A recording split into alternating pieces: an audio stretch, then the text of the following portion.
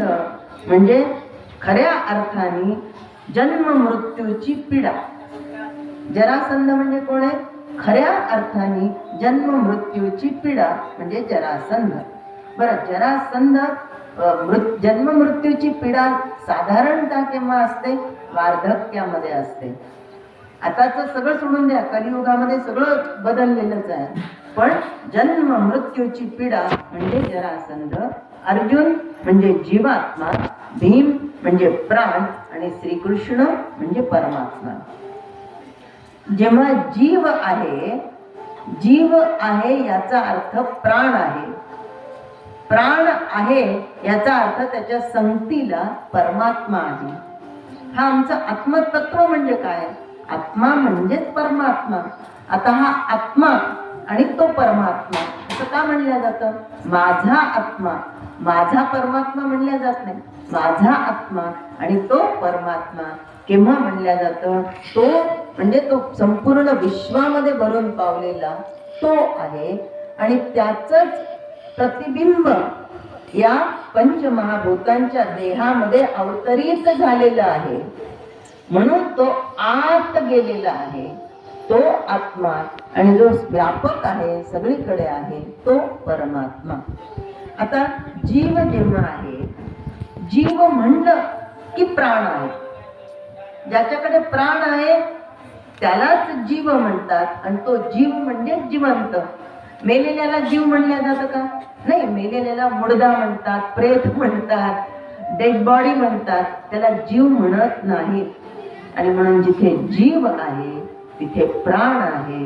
जिथे जीव आणि प्राण आहे तिथे परमात्मा आहे. मग मी कोण आहे? मी आता बोलतो, मी आता ऐकतो, मी चालतो, उठतो, बसतो, याचा अर्थ मी जीव आहे. मी जीव आहे म्हणजे मी प्राण आहे. प्राण आहे म्हणजे माझे पंचप्राण. आपण जे म्हणतो ना, आपण नैवेद्य दाखवताना काय म्हणतो? ओम उदानाय स्वाहा, प्राणाय स्वाहा वगैरे वगैरे सगळे घेतो. पाचही प्राण घेतो, उदान घेतो, समान घेतो. या सगळ्यांना, त्या सगळ्यांवरची आमची आसक्ती काढून आम्ही भगवंताला ते अर्पण करतो. तो नैवेद्य असतो. हे पाचही प्राण म्हणजे मी आहे, जीव म्हणजे मी आहे. याचाच अर्थ परमात्मा कोण आहे? परमात्मा कोण आहे? मीच आहे. या ह्याच्यासाठी इथे आणि जरासंधाला मारायला गेलेले तर तिथे भिक्षा मागितली आधी. का भिक्षा मागितली? कारण जरासंध म्हणजे जन्म मृत्यूची पीडा आहे. ही पीडा कुणाला चुकली आहे?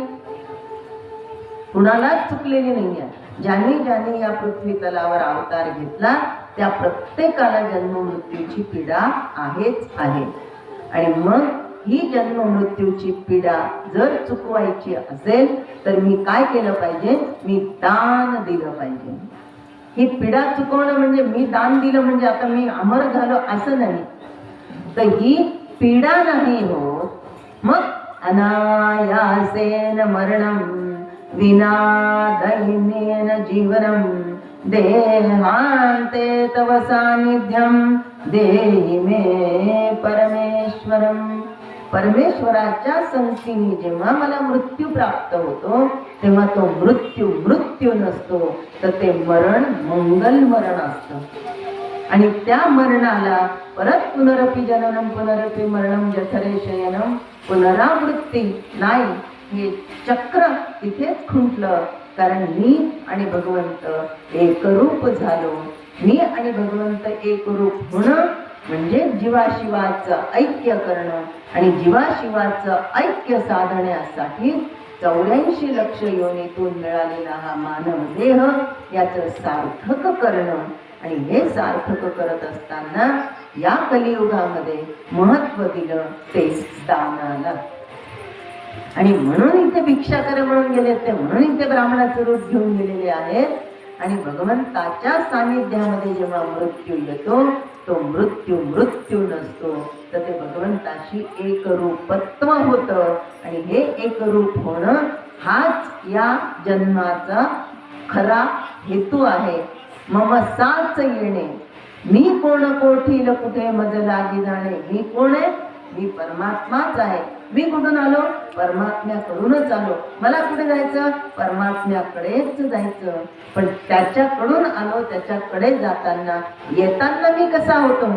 निरागस होतो, स्वच्छ मनाचा होतो. मी षड विकार विरहित होतो. लहान बाळाला असतं का काम, क्रोध, लोभ, मोह, मद, मत्सर? लहान बाळाला काही नसतं, निरागस असतं ते. जसा मी आलो परमात्म्याकडून षडरिपून विरहित, तसा मला त्याच्याकडे जर जायचं असेल तर जो बाहेर इथून इथे आलो आणि इथून तिथे जाणार जो कालावधी आहे तो आहे जीवन.